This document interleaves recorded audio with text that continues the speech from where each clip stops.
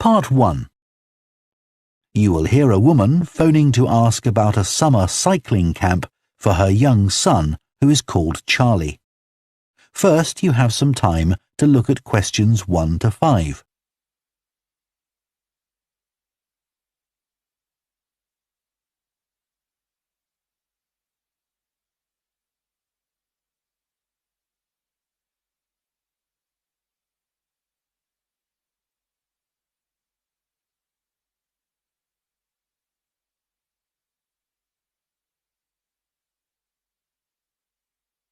Now listen carefully and answer questions 1 to 5. Hello, Junior Cycle Camp. Jake speaking. Hi, I'm calling for some information about the cycle camp. I'm thinking of sending my son. Great. Well, it's held every weekday morning over the summer vacation, and we focus on basic cycling skills and safety. We have 8 levels for children from 3 years upwards. How old's your son? Charlie? He's 7. He can ride a bike, but he needs a little more training before he's safe to go on the road. He'd probably be best in level 5. They start off practicing on the site here, and we aim to get them riding on the road. But first, they're taken to ride in the park, away from the traffic. Right. And can you tell me a bit about the instructors? Well, all our staff wear different colored shirts.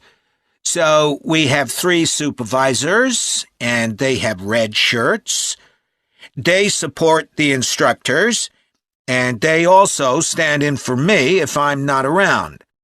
Then the instructors themselves are in blue shirts, and one of these is responsible for each class.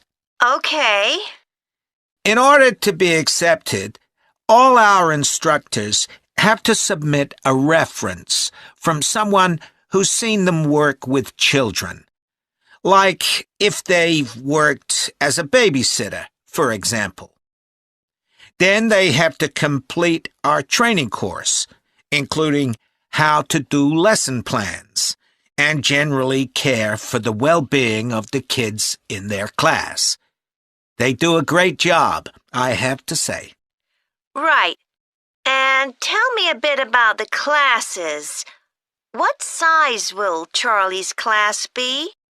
We have a limit of 8 children in each class, so their instructor really gets to know them well.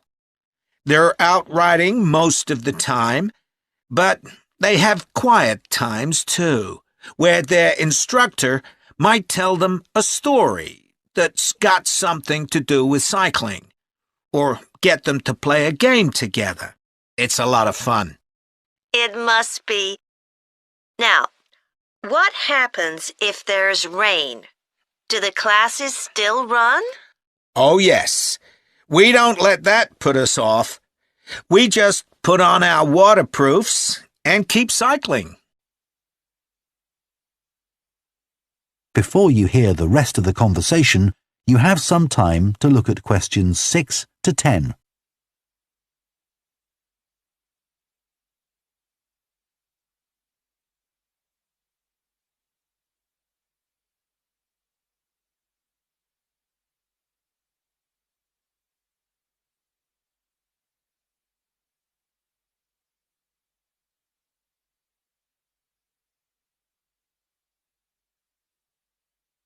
Now listen and answer questions 6 to 10.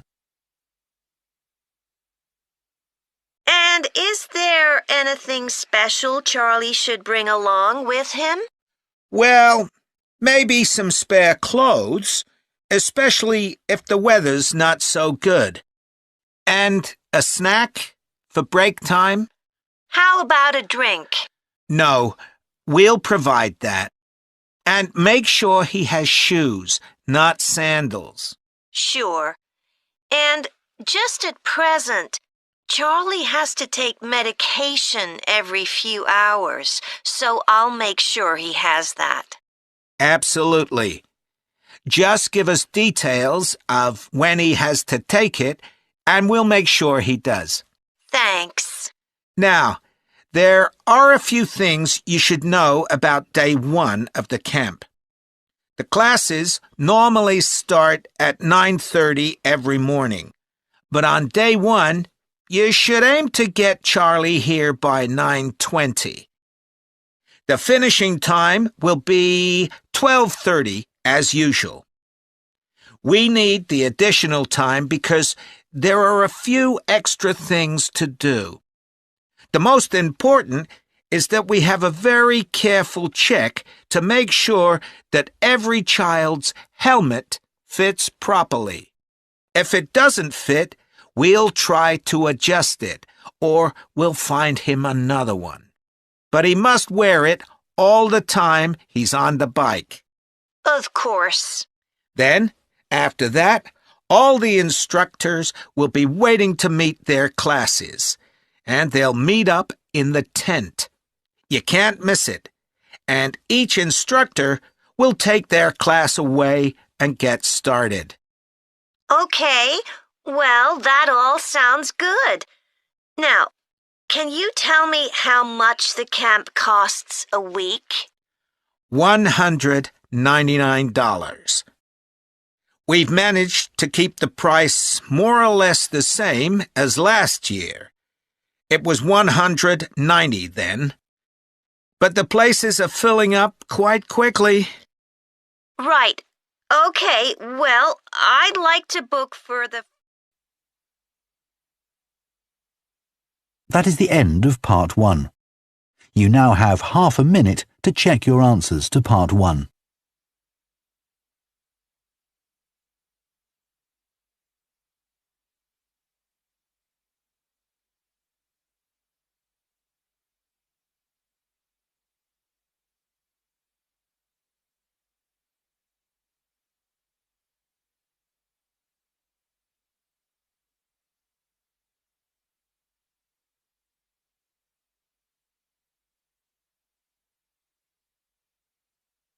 Part 2. You will hear a recruitment officer called Megan Baker giving a talk at a jobs fair about opportunities for those interested in the food and agriculture sectors. First, you have some time to look at questions 11 to 14.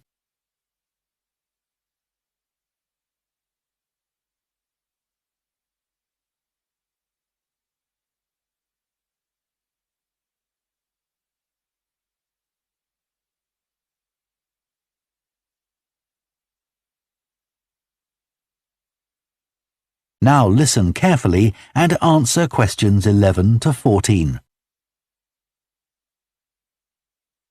Hello everyone, my name's Megan Baker and I'm a recruitment consultant at AVT Recruitment Specialists. Now, our company specialises in positions that involve working in the agriculture and horticulture sectors, so that's fresh food production, garden and park maintenance and so on. And these sectors do provide some very special career opportunities. For a start, they often offer opportunities for those who don't want to be stuck with a 40-hour week, but need to juggle work with other responsibilities, such as childcare. And this is very important for many of our recruits. Some people like working in a rural setting, surrounded by plants and trees instead of buildings, although we can't guarantee that. But there are certainly health benefits, especially in jobs where you're not sitting all day looking at a screen, a big plus for many people. Salaries can sometimes be good too, although there's a lot of variety here. And you may have the opportunity in some types of jobs for travel overseas, although that obviously depends on the job, and not everyone is keen to do it. Of course, working outdoors does have its challenges. It's fine in summer, but can be extremely unpleasant when it's cold and windy. You may need to be pretty fit for some jobs, though with modern technology, that's not as important as it once was. And standards of health and safety are much higher now than they used to be, so there are fewer work-related accidents.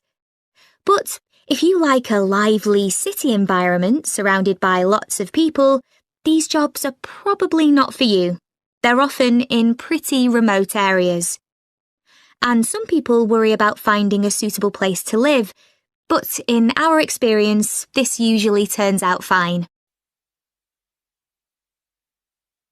Before you hear the rest of the talk, you have some time to look at questions 15 to 20.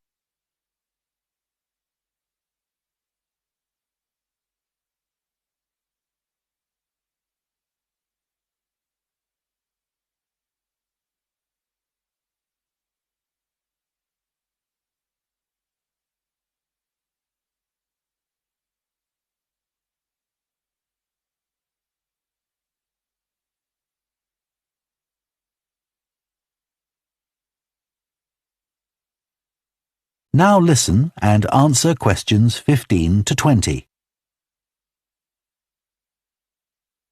Now, let me tell you about some of the exciting jobs that we have on our books right now. One is for a fresh food commercial manager. Our client here is a very large fresh food producer, supplying a range of top supermarkets. They operate in a very fast-paced environment with low profit margins. The staff there work hard, but they play hard as well. So if you've a sociable personality, this may be for you. We have an exciting post as an agronomist, advising farmers on issues such as crop nutrition, protection against pests, and the latest legislation on farming and agricultural practices. There are good opportunities for the right person to quickly make their way up the career ladder, but a deep knowledge of the agricultural sector is expected of applicants. A leading supermarket is looking for a fresh produce buyer who is available for a 12-month maternity cover contract. You need to have experience in administration, planning and buying in the fresh produce industry, and in return will receive a very competitive salary. We have also received a request for a sales manager for a chain of garden centres. You will be visiting centres in the region to ensure their high levels of customer service are maintained. This post is only suitable for someone who is prepared to live in the region. There is also a vacancy for a tree technician to carry out tree cutting, forestry and conservation work. Candidates must have a clean driving licence and have training in safety procedures. A year's experience would be preferred, but the company might be prepared to consider someone who has just completed an appropriate training course. Finally, we have a position for a farm worker. This will involve a wide range of farm duties, including crop sowing and harvesting, machine maintenance, and animal care. Perks of the job include the possibility of renting a small cottage on the estate and the chance to earn a competitive salary. A driving licence and tractor driving experience are essential. That is the end of Part 2. You now have half a minute to check your answers to Part 2.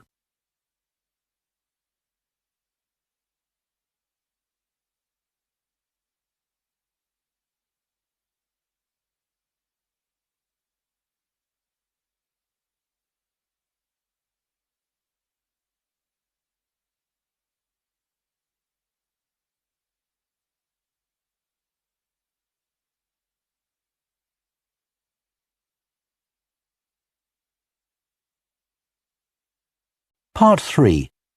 You will hear two food science students called Adam and Rosie starting to plan their presentation on diet and obesity. First, you have some time to look at questions 21 to 24.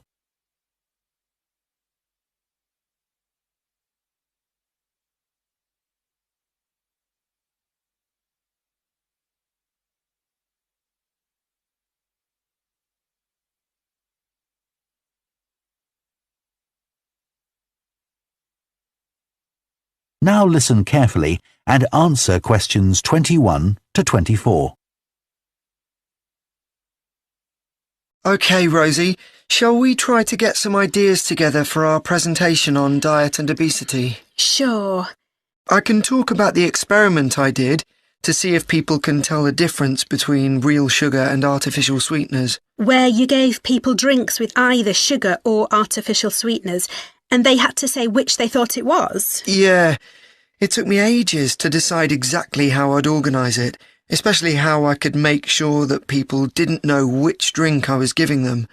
It was hard to keep track of it all, especially as I had so many people doing it. I had to make sure I kept a proper record of what each person had had. So, could most people tell the difference? Yeah, I hadn't thought that they would be able to, but most people could.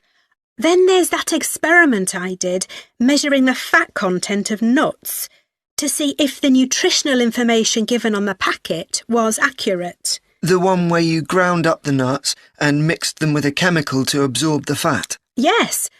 My results were a bit problematic. The fat content for that type of nut seemed much lower than it said on the package. But I reckon the package information was right. I think I should probably have ground up the nuts more than I did. It's possible that the scales for weighing the fat weren't accurate enough too. I'd really like to try the experiment again sometime. Before you hear the rest of the discussion, you have some time to look at questions 25 to 30.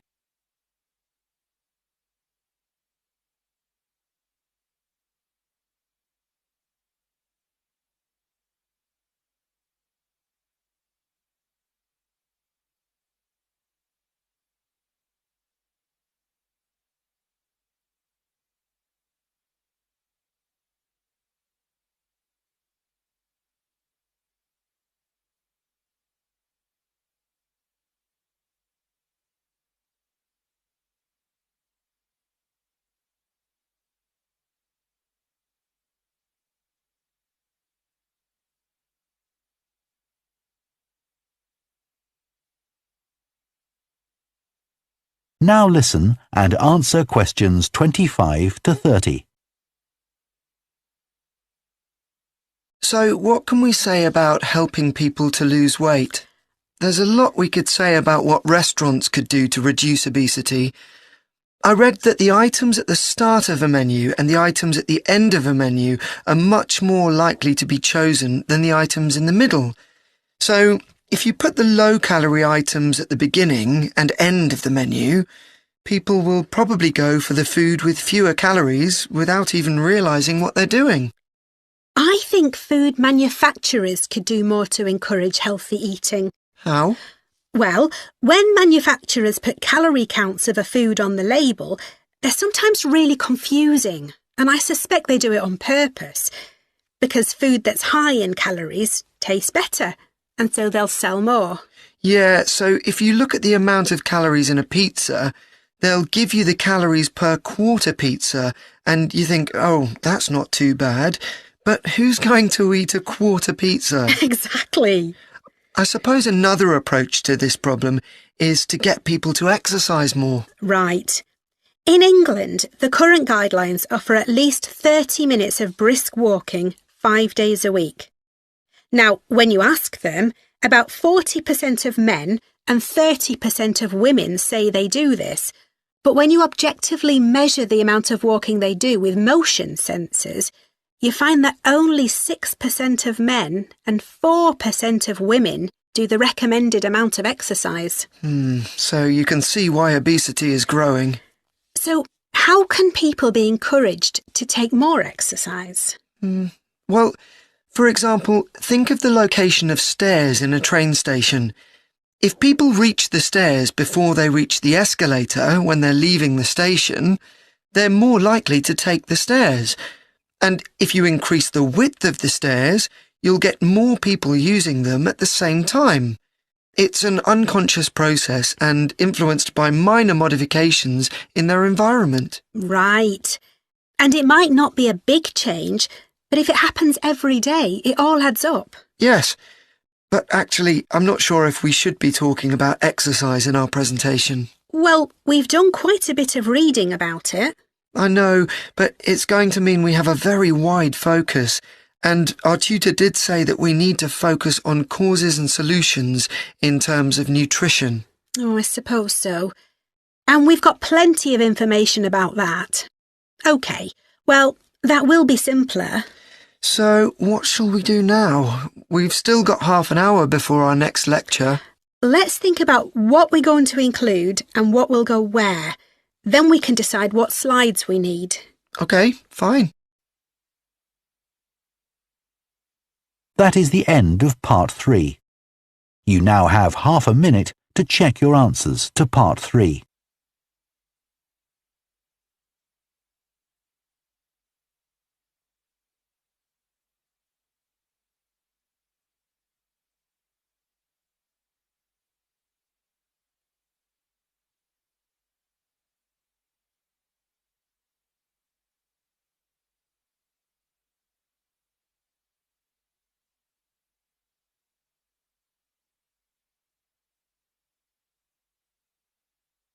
Part 4.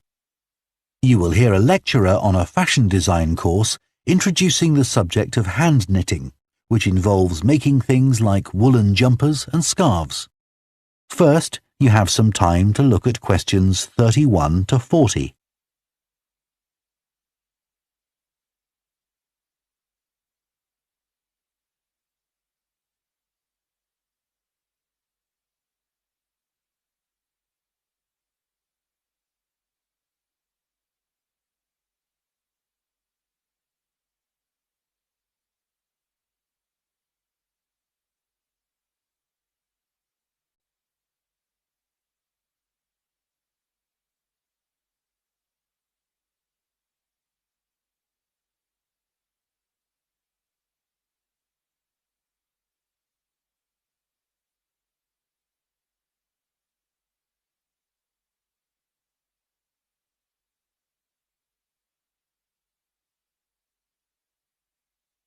Now listen carefully and answer questions 31 to 40.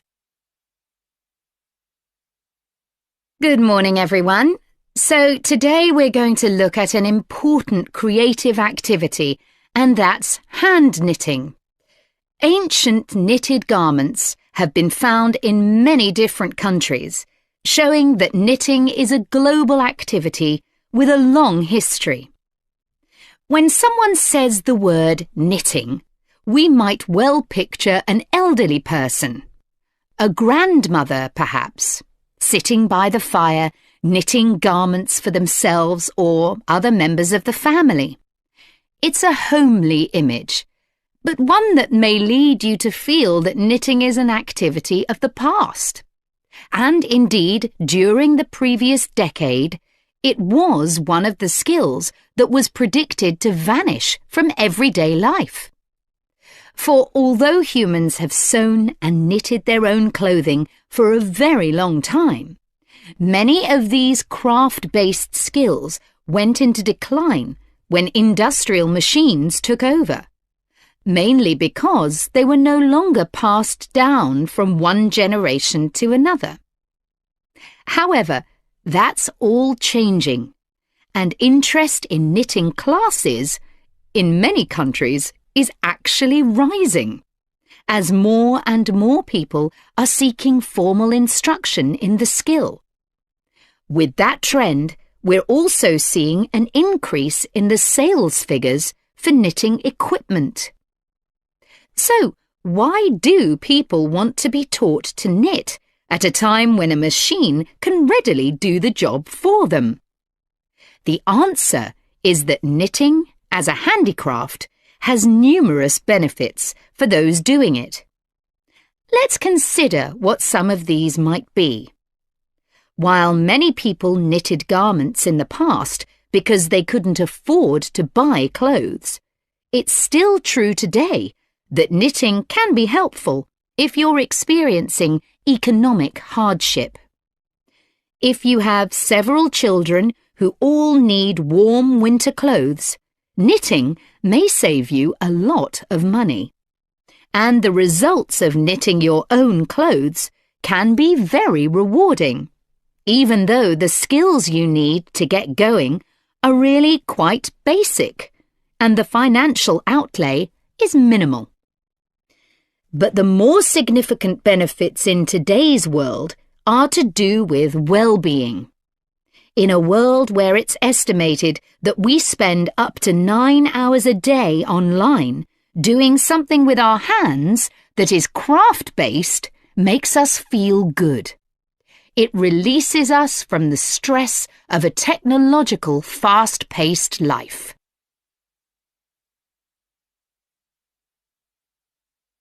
Now, let's look back a bit to early knitting activities.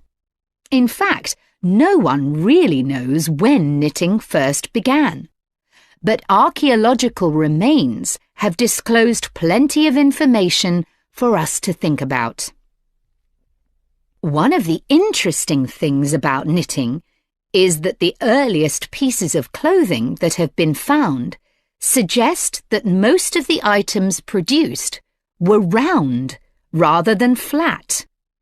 Discoveries from the 3rd and 4th centuries in Egypt show that things like socks and gloves that were needed to keep hands and feet warm were knitted in one piece using 4 or 5 needles. That's very different from most knitting patterns today, which only require 2. What's more, the very first needles people used were hand-carved out of wood and other natural materials, like bone, whereas today's needles are largely made of steel or plastic and make that characteristic clicking sound when someone's using them. Ancient people knitted using yarns made from linen, hemp, cotton, and wool, and these were often very rough on the skin. The spinning wheel, which allowed people to make finer yarns and produce much greater quantities of them, led to the dominance of wool in the knitting industry, often favoured for its warmth.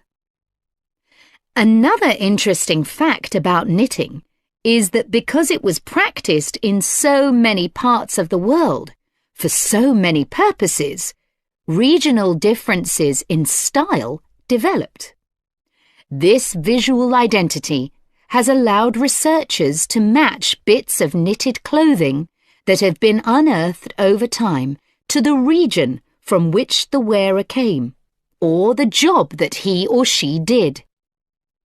As I've mentioned, knitting offered people from poor communities a way of making extra money while doing other tasks.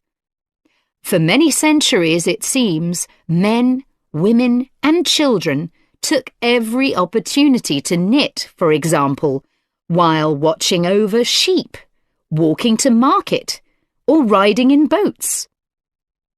So, let's move on to take... That is the end of Part 4. You now have 1 minute to check your answers to Part 4.